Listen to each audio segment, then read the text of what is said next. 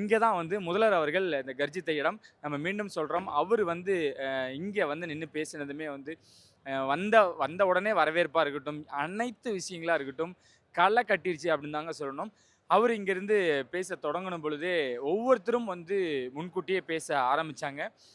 முதல்வர் அவர்கள் மேலே ஏறினதுக்கப்புறம் த இங்க இருக்கக்கூடிய மாவட்ட பொறுப்பாளரா நியமிச்ச அமைச்சர்ல தொடங்கி, இப்போ அதிமுகல இருந்து விலகி தாவேக்கால இணைஞ்ச விஜயபாஸ்கர் அவர்கள் வரைக்கும், அவங்க பேசினதுக்கு அப்புறம் தான் முதல்வர் விஜய் அவர்கள் பேசத் தொடங்குனாங்க.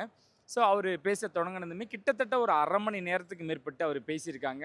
இங்க பேசின ஒரு விஷயத்துல, அவர் நெறைய விஷயங்கள் முன்னெடுத்து வச்சாரு.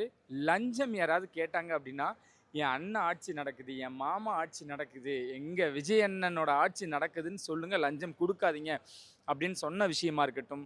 திமுக, அதிமுகன்னு 2 கட்சிகள பத்தி அவரு வச்ச விமர்சனங்களா இருக்கட்டும், தொடர்ச்சியா அவர் பேசின விஷயங்கள் எல்லாமே இன்னைக்கு பார்க்கப்பட்டிருக்கு அப்படின்னே சொல்லலாம்.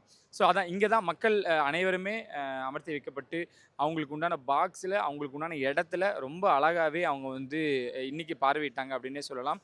குறிப்பா இந்த 5000 பேருக்கும் குறிப்பிட்ட ஒரு பாக்ஸ்ல எண்ணிக்கை மொதற்கொண்டு வச்சிருந்தாங்க. இப்ப நம்ம பார்க்கக்கூடிய இடம் பார்த்தீங்கன்னா, காவல்துறை. இவங்க தான் வந்து இரவும் பகலும் இந்த இடத்துல வந்து எப்படி நடக்கணும், எப்படி நடத்தலாம் அப்படின்றதையுமே முழுமையாக அவங்களோட கட்டுப்பாட்டுக்குள்ள கொண்டு வந்து அனைத்து விஷயங்களும் ஏற்பாடுகள் பண்ணியிருந்தாங்க அப்படின்னே சொல்லலாம். இங்க வந்தவங்களுக்கு உணவுப் பொருட்கள் உட்பட எல்லா வசதிகளும் இருந்துச்சு. ஏன்னா, இந்த தண்ணீர் பாட்டில்கள் ரொம்ப முக்கியம். ஏன்னா, நம்ம பலமுறை நம்ம பேசியிருக்கோம்.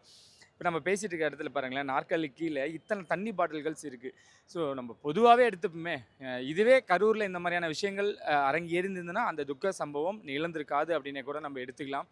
ஸோ இத தொடர்ச்சியா நெறைய விஷயங்கள் நம்மளால பார்க்க முடிஞ்சது. இத முடிச்சுட்டு கரெக்ட்டா ஒரு 1/2 மணி நேரம் பேசியிருப்பாரு. இத முடிச்சுட்டு உடனே கலெக்டர் அலுவலகத்துக்கு சென்று அங்கு நான் கரூரில் பாதிக்கப்பட்ட குடும்பங்களுக்கு அந்த அரசு வேலையானது வழங்கப்படுறதா நெறைய விஷயங்கள் பேசப்பட்டிருக்கு. இப்போ அங்க கிளம்பியிருக்காங்க. ஸோ இங்கே தான் அந்த விஷயங்கள் அந்த மக்கள் சந்திப்பு கூட்டம் நடந்த ஒரு நிகழ்ச்சியாவும், இடமாவும் இத நம்மால பார்க்க முடியுது.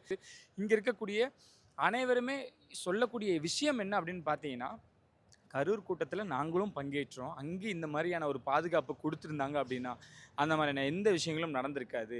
ஸோ ஆனா இப்பவே வந்து பார்த்தீங்க அப்படின்னா, இங்க வந்து எவ்வளோ பாதுகாப்போட செயல்படுத்தியிருக்காங்க அப்படின்றதையுமே ரொம்ப அழகா சொன்னாங்க.